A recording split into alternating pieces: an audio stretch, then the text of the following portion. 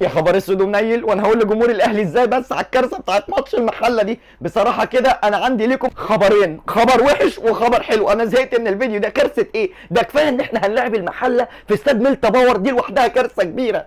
قول لي ايه هو الخبر الوحش وفرحني في الاخر بالخبر الحلو. مبدئيا كده خط الظهر بتاعنا الدنيا فيه خربانه، فانت عندك ياسر ابراهيم مصاب ومش هيلعب، والمشكله في ياسر ابراهيم عادي محلوله. ياسين مرعي موجود ويسد ويلعب احسن من ياسر ابراهيم كمان. بالنسبه ان انت ذكرت يعني ياسين مرعي على سبيل المثال، فبصراحه يعني ياسين مرعي هو كمان مصاب. مش مشكله، ياسين مرعي في رمضان بيكهام، في العش برضه يلعب مدافع، في اشرف داري ربنا يستره وما يكونش اتصاب بعد الفيديو ده. صراحه كده احنا ما عندناش باكات الماتش ده، يعني هاني موقوف من الاخر مره، وكمان شكري الباك الجديد اللي احنا جايبينه الباك الشمال هو كمان برضه متصاب. يا عم مش مشكله الباكات، عمر كمال يلعب مكان هاني وكريم فؤاد يلعب ناحيه الباك الشمال، وما تقوليش ان كوكا هيلعب. ابوس ايدك قول لي بقى ايه هو الخبر الحلو فرحني. العندي قبل العندي، اسمع بقى الخبر ده عشان هيفرحك قوي ويفرح كل جمهور الاهلي. رسميا عوده امام عاشور لقائمه النادي الاهلي، والحمد لله عودته من الاصابه. امه رجع يا ما انت كريم. يا رب انت ما تعرفش انا بحب امام عاشور ده قد ايه. الواد ده لو كمل على كده ان شاء الله